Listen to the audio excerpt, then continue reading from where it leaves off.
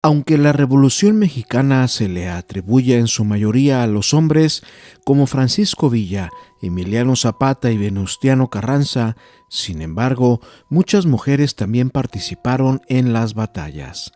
Un informante relata que las mujeres con Villa tenían mucho corazón y mucho valor. Eran espías en los campamentos federales, se hacían pasar como vendedoras, la tropa les decía Marías. Así ellas se fijaban en las trincheras, en el armamento, escuchaban de los movimientos y luego iban e informaban al general Villa. Muchas mujeres participaron como combatientes en las batallas, algunas ocupando el lugar del marido muerto, heredando incluso el grado militar. Lograron ganarse el respeto de sus subordinados, otras haciéndose pasar por hombres. Se pierden entre la tropa y algunas más en forma sanguinaria implantaron justicia por propia mano.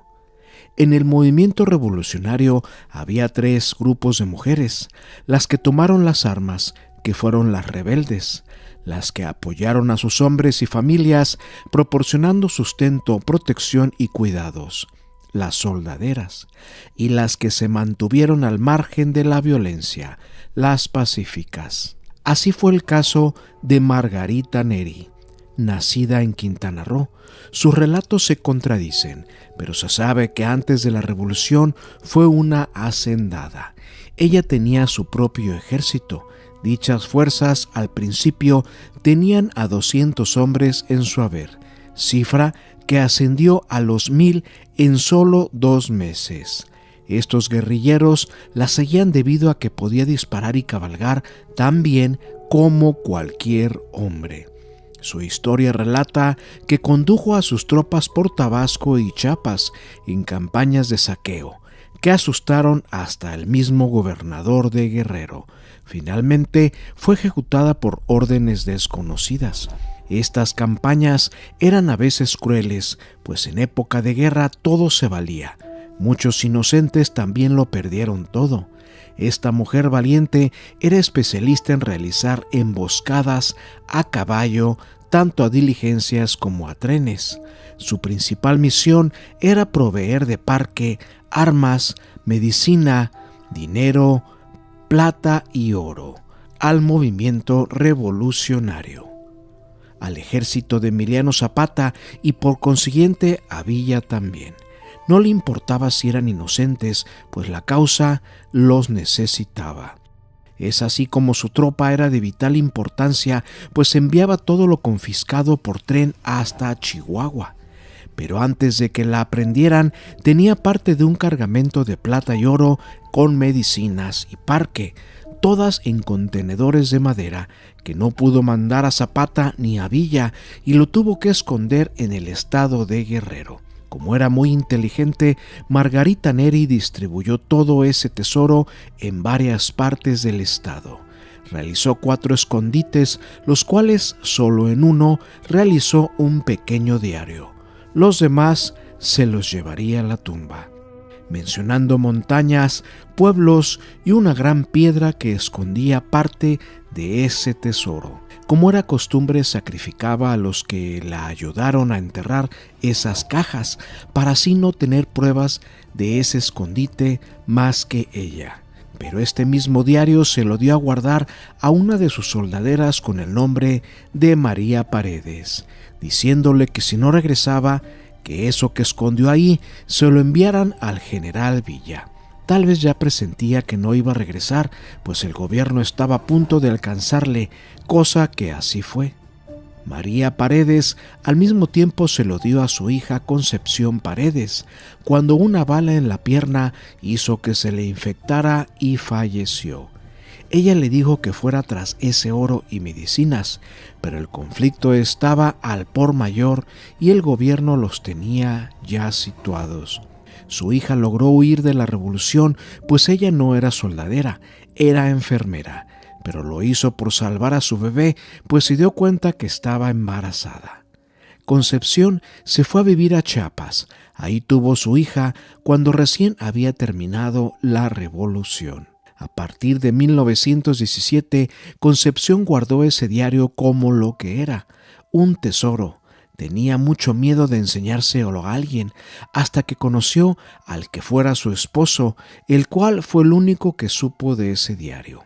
Ellos juntos no pudieron tener más hijos, pero esta niña, hija de Concepción, llamada María Guadalupe Paredes, se convertiría en la nueva poseedora de ese diario tras fallecer su madre y su padrastro, hasta que al cumplir 87 años en 1970, ella misma se lo dio como herencia a su único hijo, don Guadalupe Paredes, quien lo conservaría muchos años más. Él tenía 40 años en ese entonces, era un historiador apasionado y maestro de la UNAM, pero nunca le reveló a nadie ese diario, pues sabía que detrás de ese pequeño libro había mucha ambición y mucha gente involucrada que solo desataría más avaricia y posesión. Pero fue en el año 2000, cuando él tenía ya 70 años, que también se lo dio a sus hijos Claudia y Norberto. Les explicó la historia de ese pequeño diario y toda la responsabilidad que éste conllevaba. Cuando también fallece en el 2007 y Claudia y Norberto deciden ir en busca de ese tesoro. Los dos tenían espíritu aventurero, vivían en Tabasco y un día se trasladan a Guerrero, a esas montañas, tras la verdad de ese diario. Pero no esperaban o imaginaban que la maleza, la piedra y las indicaciones se volverían muy difíciles de detectar, pues los años habían hecho lo suyo. La ruta de los poblados incluso cambiaron. Tuvieron que investigar en libros y con la gente local. Así pasarían 5 años más, hasta que logran conjuntar todos los datos conforme su investigación y ahora con tecnología de punta y satelital y coordenadas específicas, y se aventuran con 4 gentes expertas con equipos de detección profesional y expertos en sobrevivencia extrema, pues tendrían que acampar seguramente como 3 días. Al mismo tiempo rentarían caballos, pues el sitio era adentro de las montañas, donde una vez se escondieron los valientes revolucionarios y Margarita Neri. Esos 3 días se convertirían en 5, pues la situación de lo espeso de la vegetación de la montaña los atrasaría. Por fin llegan al punto señalado, ven la piedra marcada con una insignia de la letra M. Los detectores comienzan a hacer su trabajo y el escáner en 3D también, y todo apunta a que ahí están 2 cajas con el tal ansiado metal. Remueven esa gran piedra entre todos y unas poleas, y ahí efectivamente se encontraba en un pozo de 1 metro 2 cajas viejas. Una estaba llena de medicamentos que obviamente se desintegraron. Solo se veían algunos pedazos de vidrio rotos color ámbar, tal vez de los antibióticos. Pero en la otra caja encontraron muchas monedas de oro y plata, así como joyería fina europea y relojes de oro, seguramente de los diferentes atracos. Claudia Paredes nos relata esta increíble historia. No nos dice cuántas monedas encontró por obvias razones, pero estamos muy agradecidos en que nos hayan relatado esta gran historia que formó parte sin duda de un pasaje de la revolución. Claro que ellos no revelan más datos a nadie, solo nos comparten este gran hallazgo real, donde la historia de nuestro México nos sigue sorprendiendo cada vez más. La Guerra Cristera fue un enfrentamiento armado que inundó de sangre gran parte del territorio mexicano. En esta contienda lucharon los que se conocieron como cristeros contra las políticas de intolerancia religiosa promulgadas por la Guerra Cristera o la Cristiada, como también se conoce. Comenzó cuando Plutarco Elías Calles modificó el Código Penal de la Constitución de 1917. Calles instauró lo que conocemos como Ley de Calles el 21 de junio de 1926. En esta ley se buscaba reducir el número de sacerdotes y restringir la realización del culto religioso y aminorar las libertades de los creyentes. Además, se buscaba prohibir las manifestaciones de fe fuera de los hogares y expropiar las propiedades y bienes de la Iglesia. Sin embargo, con lo que no contaba el gobierno era con la fe y el valor de todos los católicos, protestantes y hasta no creyentes, que estaban dispuestos a levantarse en armas e incluso perder la vida, todo por conservar la libertad de ser y de creer. Aunque cabe mencionar que los cristeros no solo fueron víctimas, sino también victimarios, pues al enfrentarse contra los militares no tenían piedad alguna. Lamentablemente, quienes se encontraban ajenos al movimiento también sufrieron las consecuencias de esta violenta guerra, pues sus hogares fueron saqueados, sus mujeres fueron ultrajadas y otras tantas personas perdieron la vida. Quienes participaron en la guerra cristera pueden dividirse en dos bandos: el católico, conformado por obispos intelectuales y cristeros, combatientes armados, mientras que en el otro bando estaba el gobierno, los demás, porque desde su nacimiento demostraba que iba a ser mártir, y además un hombre de un carácter bien formado por defender su santa religión. A pesar de todo, vivía en el rancho y nunca lo educaron en ninguna escuela. No sabía leer ni escribir, nada más que sus oraciones que sus padres le enseñaron. Lo traían descalzo y semidesnudo, tanto a Victoriano como a sus demás hermanos. Su padre era labrador, apenas conseguía el sustento para su familia y vestirlos. El vestido que el niño usaba era un calzoncito de manta y una camisa. Su madre le contaba de los protestantes que no creían en los sacerdotes ni en la Virgen, ni en nada de la Iglesia. El niño escuchaba sin pronunciar ni una sola palabra, y la madre le decía y le suplicaba diciéndole a él que Dios y la Iglesia siempre debían de ser respetados. Al crecer y al iniciar la guerra cristera, fue uno de los primeros en unirse a la lucha. Él fue uno de los pocos cristeros que no huyó en mayo de 1927, durante la famosa desbandada que se presentó en esa fecha. Comandaba el escuadrón Dragones del 14, el cual formaba parte del regimiento de San Julián, al mando del general Miguel Hernández. De sus primeras acciones como cristero se contaban maravillas, y corría la versión de que entre los callistas cundía el temor cuando en los combates se oía el grito de ¡Viva el 14! Además, tenía fama por tener una magnífica puntería, y también se cuenta que era muy aficionado a las mujeres. Era difícil saber si Victoriano era casado, pero fácil averiguar en qué ranchos tenía mujeres. El porqué de su apodo el 14 se sabe poco, aunque cuenta la leyenda que hubo un héroe cristero que fue prisionero, escapó y fue perseguido entre las montañas por un grupo de 14 hombres. Victoriano logró matarlos a todos con su excelente puntería en una montaña con grandes peñascos, donde en vez de sentirse la presa, cazó de uno en uno con gran capacidad y astucia, y un certero disparo con su carabina. Tomó sus armas y las mandó de regreso al pueblo, donde había estado prisionero, con un campesino que iba pasando con sus mulas, con una nota diciendo que evitaran ir tras él con tan pocos hombres. De ahí el nombre el 14. Y el jefe político de San Miguel el Alto mandó a todos sus policías detrás de él con la orden de que se lo llevaran vivo o muerto. Y eran 14 policías. Entonces se dice que Victoriano, entre los potreros, entre la huizachera, escondidas, fue matando de uno por uno hasta que mató a los 14. Entonces hizo un atado con las armas, se las dio un muchacho, un arriero que iba pasando y dijo, mira, llévale estas armas al jefe político y dile que si otra vez quiere mandar gente por mí, pues que no mande tan poquitos. Y por eso, de esos 14 policías que mató, le llamaron el 14. Pronto será sometido a un consejo de guerra. Los cargos fueron insubordinación grave e indisciplina.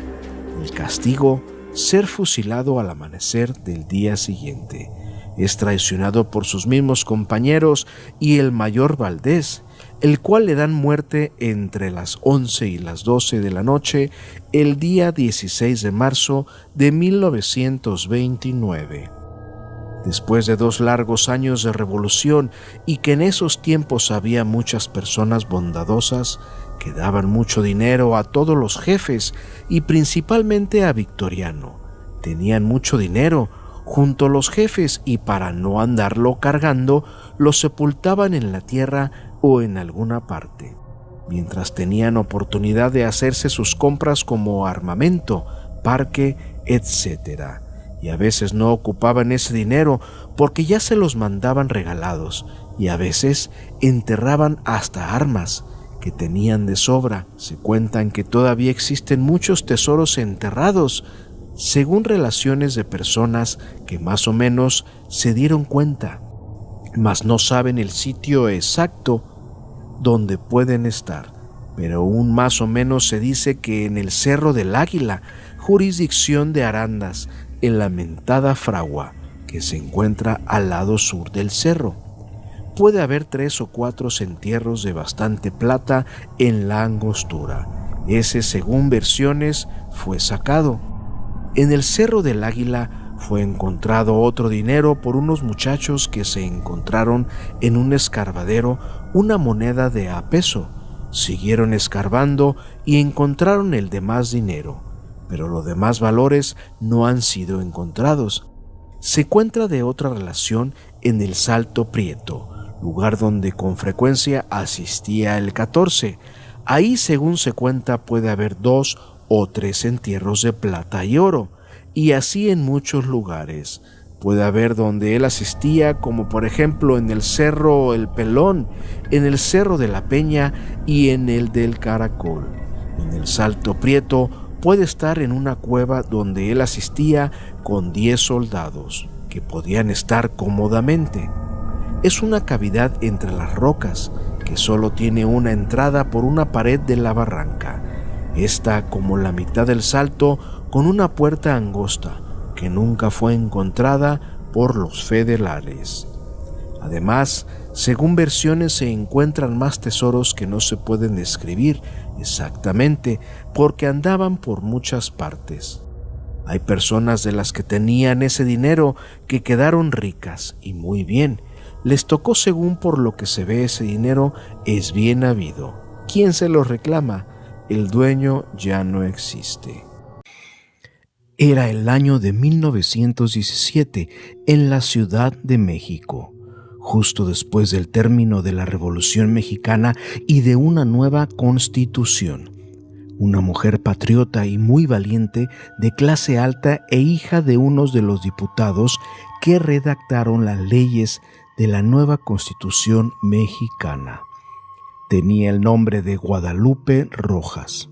Fue heredera de una cuantiosa fortuna, la cual sin mucho ánimo aceptó en vida, pues su padre quería que ella viviera con comodidad, ya que la revolución no les permitía vivir de mejor manera. Ella sospechaba de dónde provenían esas monedas de oro y alhajas y otros utensilios, la cual tuvo que aceptarlas más por respeto a su padre que por gusto.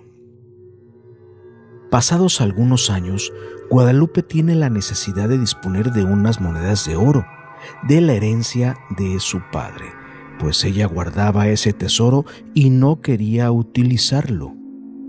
Se casaba con un campesino humilde, pero muy valiente, con el nombre de Heriberto Menchaca, pues había luchado al lado del general Emiliano Zapata, la cual esta relación molesta y provoca varios roces con su padre, ya que él pertenecía a las órdenes y creencias del nuevo gobierno de Obregón, y la nueva pareja nunca estuvo de acuerdo con las decisiones de este, por las aberraciones y privaciones en contra de la Iglesia.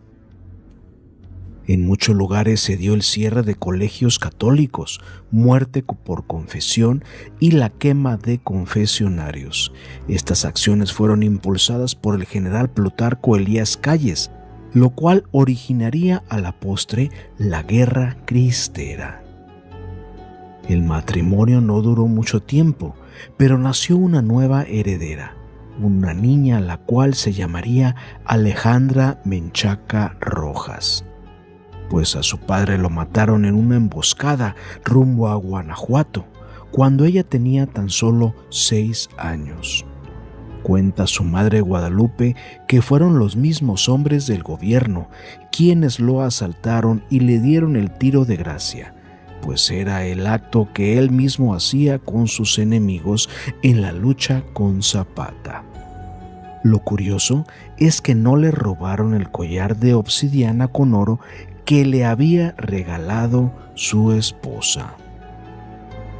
En una ocasión, la niña Alejandra recuerda que en la recámara de su madre vio a un hombre que estaba protegiendo la caja fuerte de su madre y le decía con señas que no se acercara a él y que se saliera de su habitación, y en un abrir y cerrar de ojos desapareció, lo cual asustó mucho a la pequeña, y al decírselo a su madre, ella pensó que era el espíritu de su padre. Pero la niña comenta que aquel hombre traía un sombrero grande y muchas pistolas, y su esposo ya habría dejado de usar el sombrero y las pistolas desde hace mucho tiempo. Ese mismo año el diputado muere de una enfermedad que nadie pudo detectar ni curar, pues su cuerpo simplemente se iba apagando por inanición, pues no podía recibir alimento alguno porque todo lo devolvía. Una vez más la niña Alejandra logra observar un señor con sombrero y pistolas al lado de su cama, donde yacía su abuelo ya moribundo.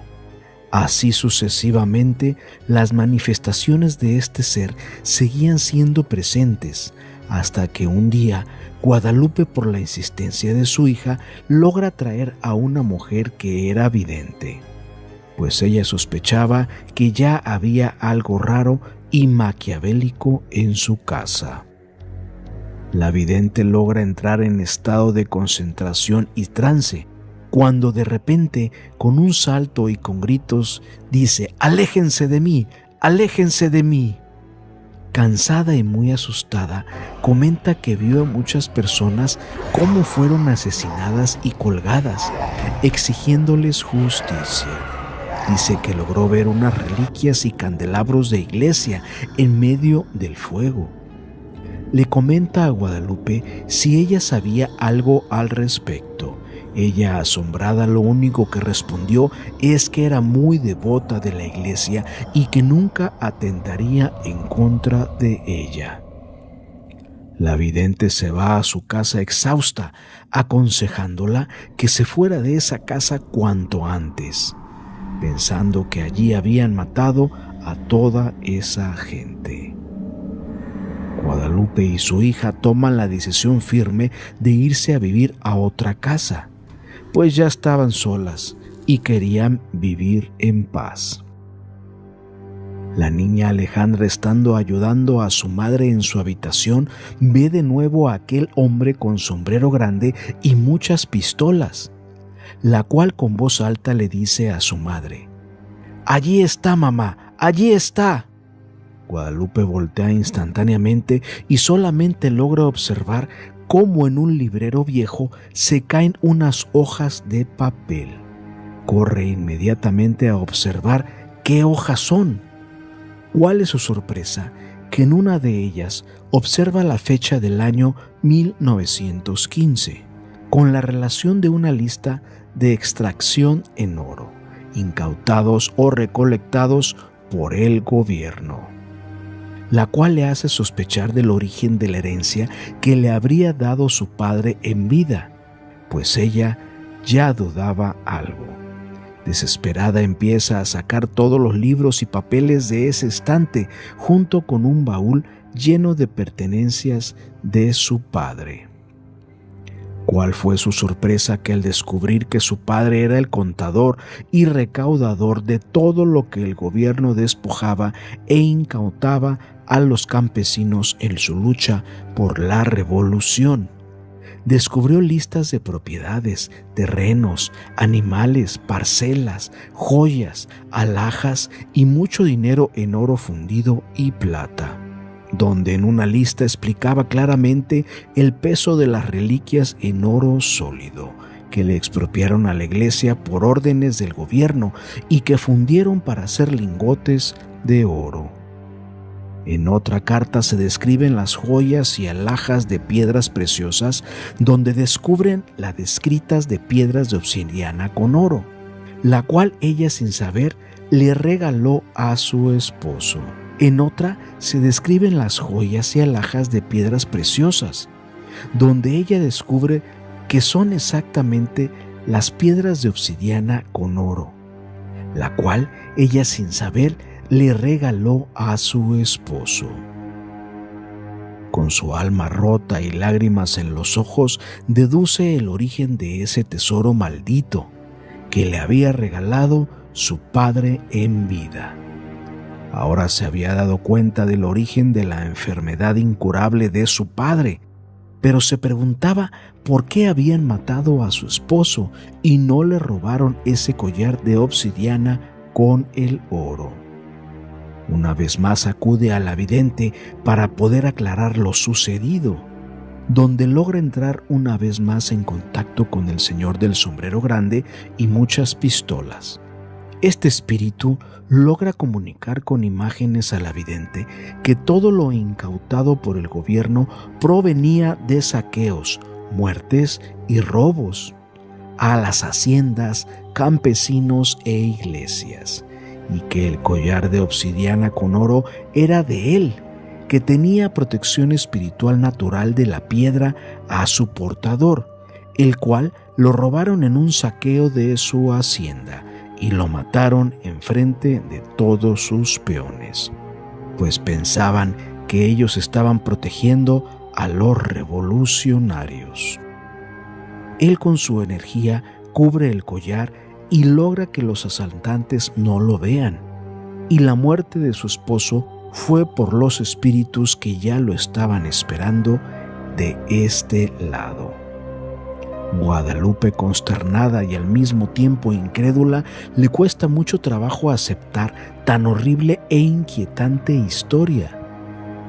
Por último, la vidente le dice que el espíritu del sombrero grande le hace saber que el dinero y sus tesoros que tiene guardado están sangrientos y malditos, y traen cargando las armas y espíritus de todos aquellos que fueron despojados, donde una maldición de muerte adquirió su padre por saber de dónde provenía toda esa fortuna y jamás le importó.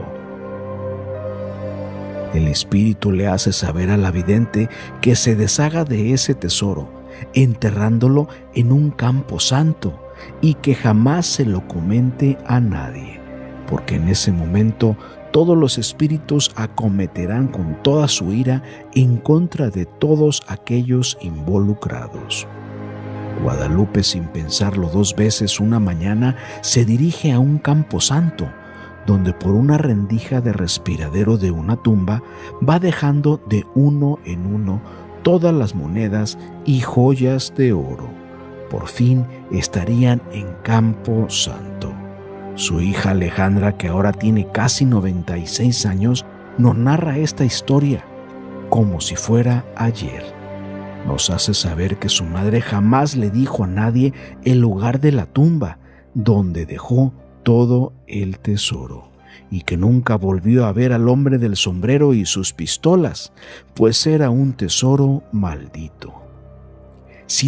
Esta es la gran historia de don Ramón Martínez, que nos platica el sensacional descubrimiento del bote de lata de 4 litros lleno de monedas de oro y plata, que fuera descubierto por su abuelo en 1957, quien tuvo en su poder y por casualidad un pequeño bosquejo con garabatos y escritos raros, y que estaba en una estantería vieja de uno de los exmilitares del gobierno que participaron en la Guerra Cristera, donde formó un grupo de exploración de 4 gentes para ir en la búsqueda de ese tesoro, que más tarde descubriera por una lógica de geometría don Arturo Martínez, abuelo paterno del señor Román Martínez.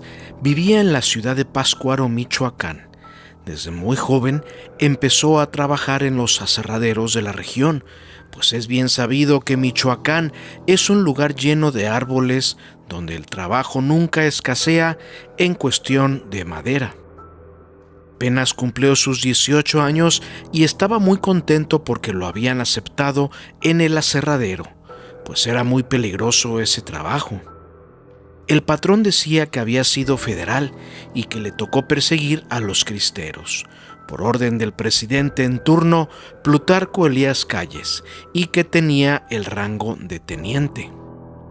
Me platicaba mi abuelo que era mal encarado y muy grosero y déspota con todos sus empleados y que la paga también no era justa, pero la necesidad hacía que muchos trabajaran en ese aserradero, el cual consiguió explotar cientos de hectáreas y terrenos muy arbolados gracias a convenios, trueques entre políticos, ejidales y uno que otro favor también de personajes del más alto rango de la milicia. La oficina del aserradero siempre estaba impecable y le gustaba lucir sus insignias de militar y trofeos varios, tanto como de campeón de tiro y jefe de armamento y provisiones, diplomas varios, fotos con los presidentes y políticos, escopetas y carabinas 30-30 colgadas, y varios sombreros tradicionales antiguos tipo charro, muy viejos ya, que decía que eran sus trofeos de guerra. Que cada sombrero que se veía colgado era de un rebelde cristero. Y pues decía mi abuelo que estaba casi llena esa oficina de sombreros y que tenía más en sus bodegas. Decía mi abuelo que todo aquel que entraba a la oficina se sentía con miedo, pues imponía tanta historia de ese hombre mal encarado. Y nadie quería tener por supuesto un altercado con el patrón. Me cuenta mi abuelo que un día llegando a las 7 de la mañana, los llamó por su nombre, a él y a otro compañero, diciéndoles: Arturo Martínez y Jesús Vázquez, vayan a la oficina, espérenme ahí, les tengo un trabajito extra. Su compañero y mi abuelo empezaron a temblar de miedo y se dirigieron a esa oficina, esperando los 5 minutos solamente, pero que para ellos fueron como 5 horas. Pues observaban todo a su alrededor de esa disque oficina, que más bien parecía un museo de trofeos de guerra. Y por fin les dice: me van a limpiar toda esa estantería y libros, pero con mucho cuidado. No quiero ni saber que se les rompe algo, y dejan todo exactamente en su lugar. Nos sentimos como en el 9º regimiento del ejército, pues su voz de orden nos caló hasta los huesos.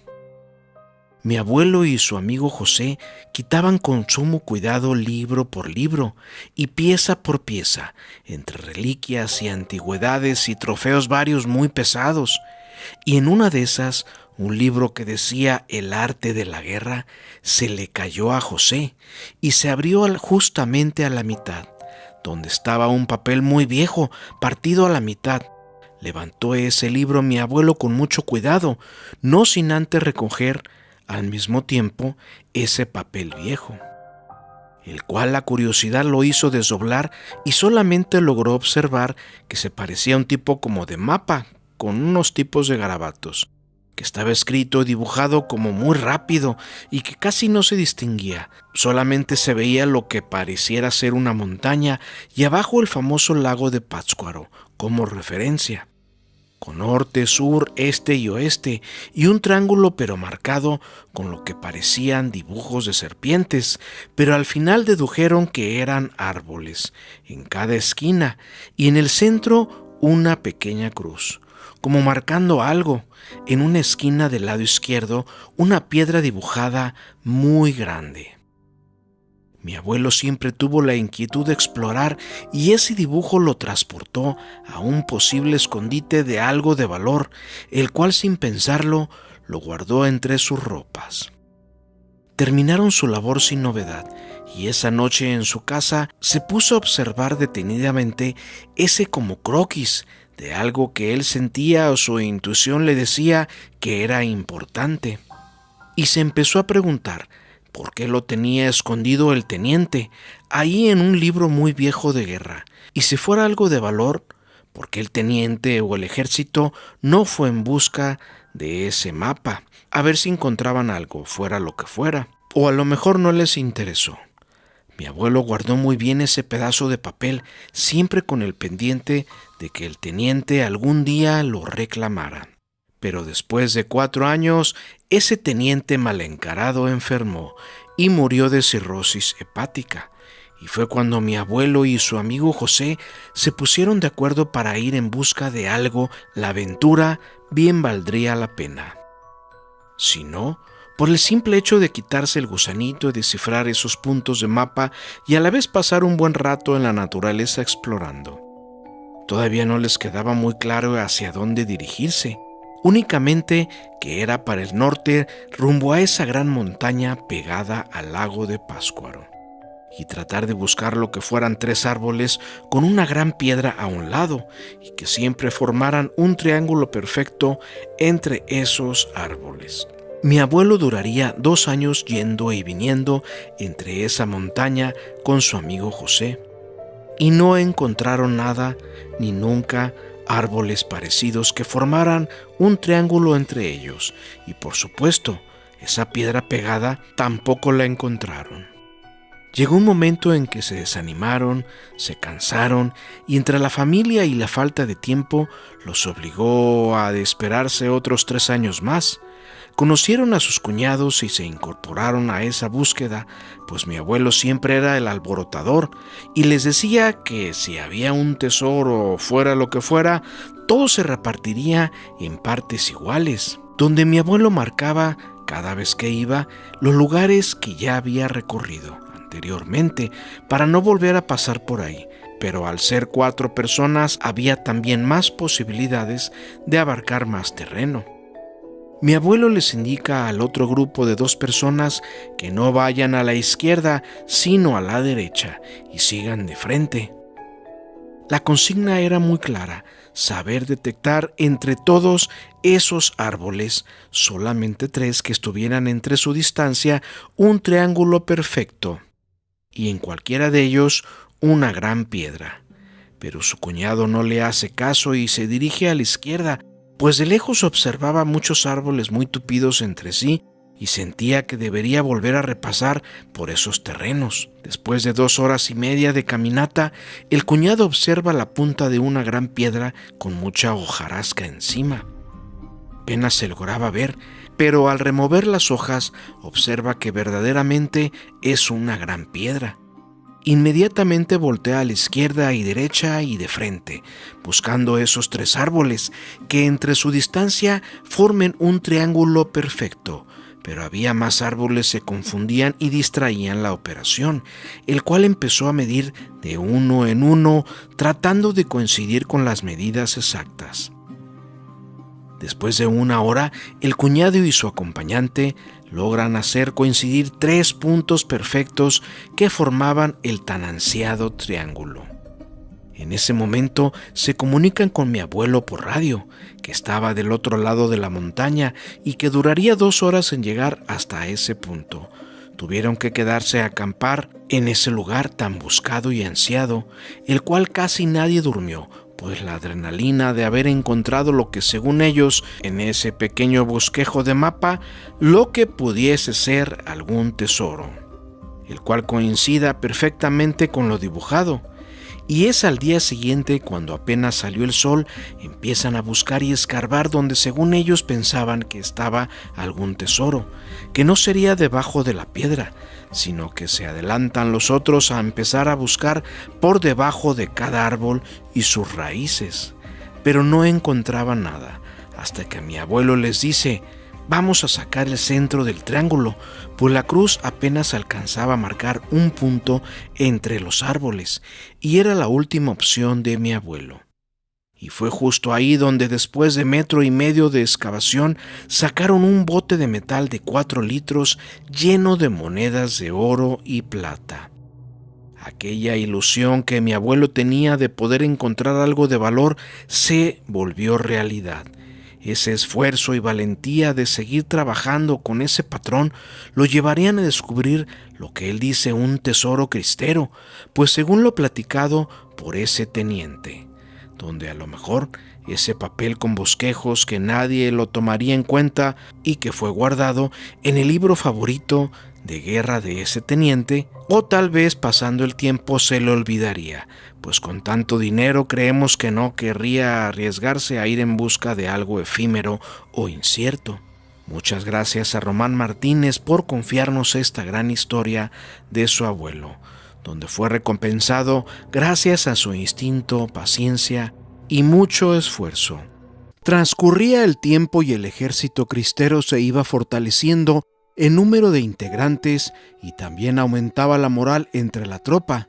Por los combates que ganaban a los callistas, los jefes cristeros habían comisionado al joven Tomás a ser proveedor en la ciudad, claro, de manera oculta, de las necesidades de sus compañeros de lucha en el campo de batalla. La encomienda de Tomás era recolectar y ayudar económicamente de la gente para sostener el movimiento, juntar ropa, medicina, parque, armas y sobre todo dinero, oro, joyas, de las cuales los soldados arrebataban a todos aquellos que estaban a favor de la iglesia. Y él se encargaba de enviar a los distintos campamentos de cristeros. Era esta una labor muy arriesgada, pero contaba en Colima con la valiente ayuda de un grupo de mujeres que hacían un juramento de fidelidad a Cristo Rey y no les importaba poner en riesgo su propia vida para llevar a los guerrilleros lo que necesitaban. Tomás mucho animaba a las intrépidas muchachas de las brigadas femeninas, que se las ingeniaban de distintos modos para cumplir su misión. Hacían largas jornadas a pie o a lomo de caballo, disimulando bajo sus vestidos el oro, las joyas y las balas que llevaban atadas a su cuerpo. Aquí esta maravillosa historia.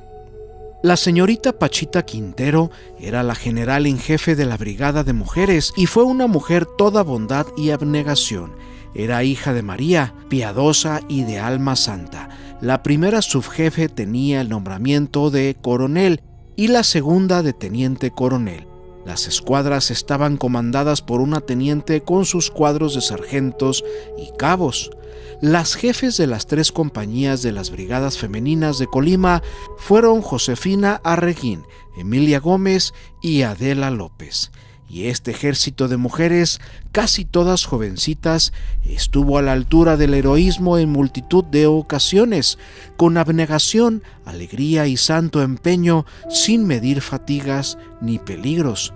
Tomaron a cuestas el cargo de proveer al ejército de las cruzadas de Cristo de todo lo que era necesario, apoyadas por el joven Tomás, quien tenía la encomienda de llevarles todo lo recaudado a ellas.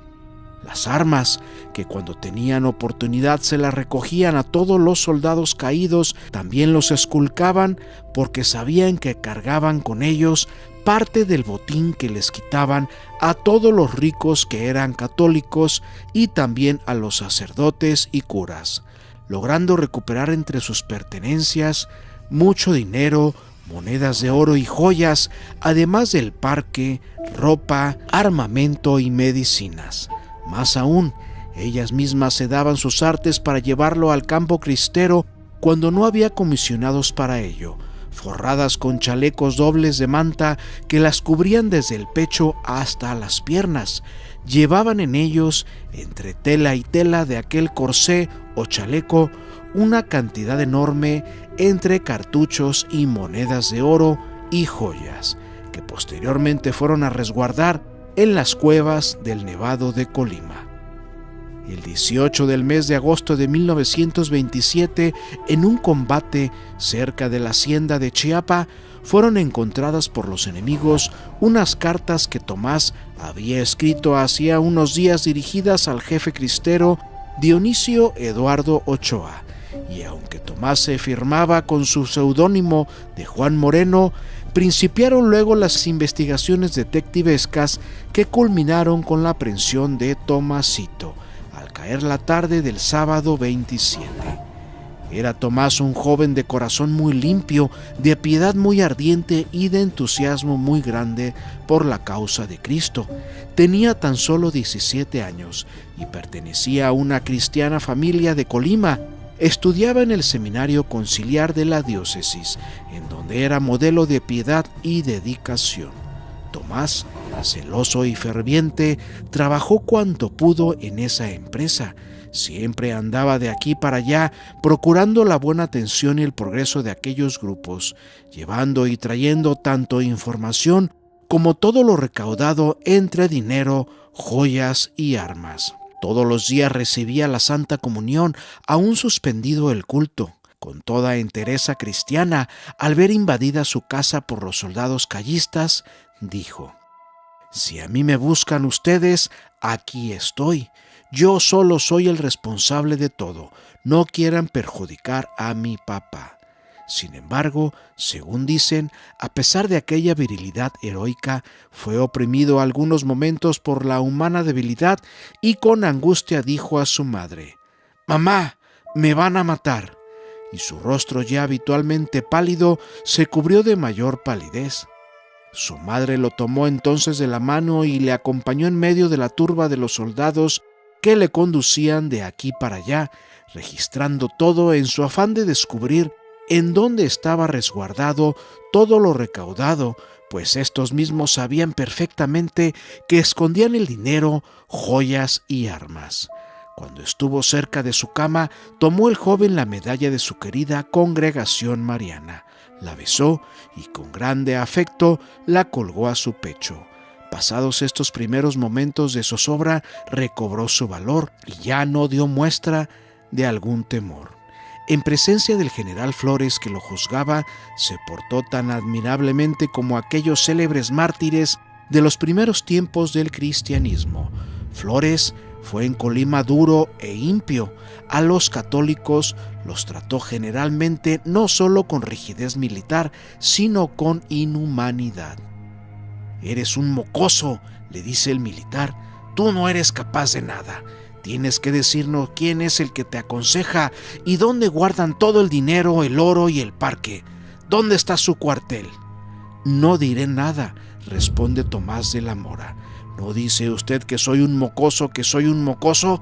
Mira», le replica, «si nos dices lo que sabes acerca de los cristeros, te perdonamos la vida, te damos la libertad». «Será en vano», contesta Tomás con santa indignación, «porque si hoy me deja libre, mañana continuaré trabajando y luchando por Cristo en unión de mis compañeros. El luchar por la libertad religiosa es un deber de todo verdadero católico». «Bueno», dice el general Flores, «tus expresiones indican que tú sabes perfectamente quiénes son las mujeres que ayudan a los cristeros. Además, las cartas descubiertas indican que tú tienes la clave de todo, ¿no es así?» Tomás tan solo quedó en silencio. «Habla», dice el colérico militar, «¿o no sabes nada? ¿Lo niegas? Mira, estas son tus cartas, aquí están». «Sí, sé todo, pero no me arrancarán una sola palabra, no diré nada. Mejor acepto la muerte», comentó Tomás. «Eres un mocoso, no sabes lo que es la muerte», dice ya irritado el jefe. «Ya dije que no les diré nada», contestó Tomás. «Si usted dice que no sé lo que es la muerte, porque no me he muerto ni una vez, usted tampoco lo sabe, porque nunca se ha muerto». «No pierdas el tiempo, muchacho». «No lo pierda usted, general», contesta el joven. «Ya he dicho a usted que yo no diré nada. Estoy dispuesto a sufrir la muerte antes de ser traidor a la causa de los que luchan por Cristo». Muy larga y acalorada fue la disputa. Se trató de intimidarle, después se le ofreció la libertad y no bastante esto, se le hicieron halagadoras ofertas, mas todo lo rechazó el joven Tomás. Pues bien, terminó el general Flores, ya que todo rechazas, te haré ahorcar esta misma noche. Muy bien, contesta Tomás de la Mora, solamente deme 1 hora para prepararme a la muerte. Un soldado arrojó la soga a Tomás y le dijo con frialdad: «Póngasela». Tomás responde casi sonriendo y con su acostumbrada jovialidad del colegio: «Yo no sé cómo se pone, es la primera vez que me van a ahorcar. Dígame cómo». El verdugo con tosquedad se la echó al cuello. Los ojos de Tomás se elevaron con fe y amor hacia el cielo. Invocó el nombre del Señor y el grito de «¡Viva Cristo Rey!» y «¡Viva Santa María de Guadalupe!» saliendo de su pecho con toda la fuerza y devoción de su alma. Vibró en medio del silencio majestuoso de la medianoche. Algunos instantes después, recogió el Señor aquella alma santa. El cuerpo del joven de la Mora, suspendido de una rama del árbol, osciló en medio de las sombras de la noche.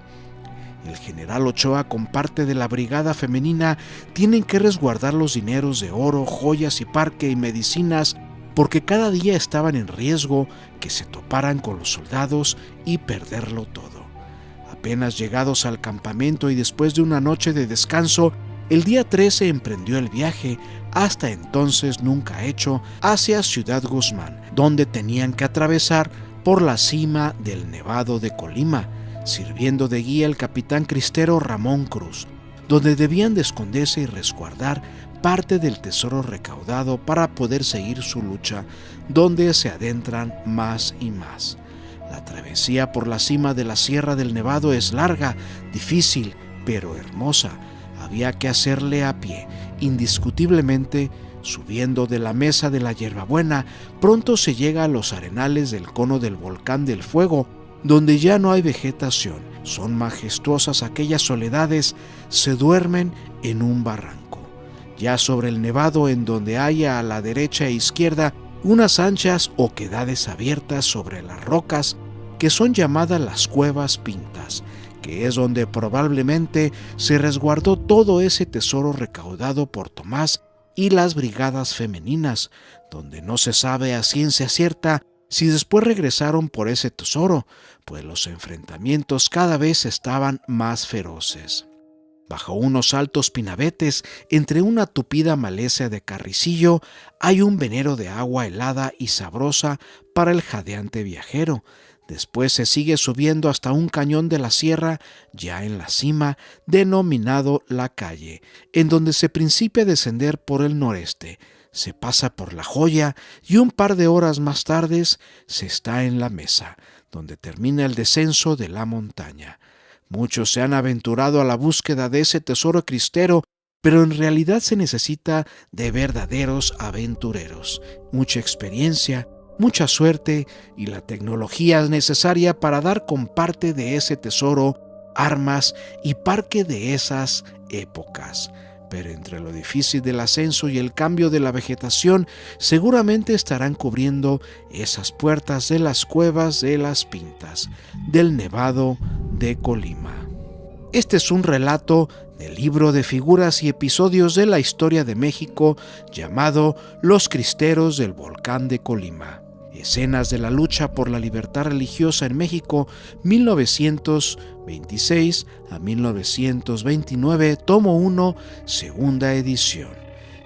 La Revolución Mexicana fue un movimiento armado iniciado en 1910 para terminar la dictadura de Porfirio Díaz y que culminó oficialmente con la promulgación de la nueva Constitución Política de los Estados Unidos Mexicanos en 1917. Es una etapa muy importante en nuestro país y se encuentra llena de mitos, leyendas, relacionados con grandes tesoros, productos de los robos y saqueos de las grandes haciendas. Se dice que muchos de ellos siguen ocultos y causando curiosidad entre los pobladores, lo cual hace a cientos de personas ir a buscarlos e intentar encontrarlos. Gracias a esto se han originado muchas de las leyendas y los mitos sobre tesoros embrujados, encantados y malditos, donde al mismo tiempo, lejos de ser leyendas, son la base principal para ir en busca de esa historia, pues muchos de los tesoros enterrados de la Revolución se han descubierto precisamente por esta promulgación y se ha proliferado gracias a la tradición oral, y sobre todo, si viene de buenas fuentes y que hayan sido de los lugares donde se sabe realizaron hechos históricos, con los principales actores como Pancho Villa y Emiliano Zapata, solamente por mencionar algunos. Aquí una gran historia de cómo fue que desenterraron un gran tesoro de la Revolución Mexicana en el estado de Guanajuato. Don Toribio Hernández nos relata de viva voz una de las tantas hazañas increíbles de desentierro de tesoros en el estado de Guanajuato. En tal parte, en tal hacienda, está una barda. A tantos metros de la brincada, ahí está el dinero. Dijo, me tocó ver a mí enterrarlo con los villistas, un grupo de villistas, lo enterramos a tantos metros de la brincada de la barda. El señor tenía miedo a la hora de ir a escarbar, porque se trataba que lo sacara en la noche, y a tales horas, no a cualquier hora. Invita a un compadre. Oye, compadre, me dieron un redotero, mi amigo fulano de tal. Oye, pero si aquel se fue, nunca volvió. Dijo, me escribió que vaya a sacar ese dinero. Después de que el compadre le diera como regalo la ubicación de un tesoro revolucionario, el hombre pidió la ayuda a su mejor amigo para poder llegar hasta el lugar donde se encontraba el dinero enterrado. Pero todo se salió de control, pues de pronto el rumor llegó a oídos de varias personas, y la avaricia y el celo de cada persona que escuchó el rumor no se hizo esperar, ya que estaban interesados en hacerse con tal riqueza. Dijo, bueno, nos ponemos de acuerdo, compadre, órale pues. Aquel compadre que fue invitó a otro. Y luego aquel otro, el tercero, invita a otro hasta llegar a la cantidad a 8 personas. Cuando le toca el último tirón a los primeros originales, le hicieron con el cabo de la pala, porque habían escarbado y habían sacado la tierra, y oyeron como hueco y le suena, le dan con el golpe y suena el cajón de las tablas. Dicen los otros, ya la hicimos, ya fuimos de vida. Se cree que unos comenzaron a pensar de un modo y otros de otro. Hasta después se platicaron. Por lo pronto, nomás la ambición del dinero, de sacarlo, que ya se les había hecho, ¿verdad?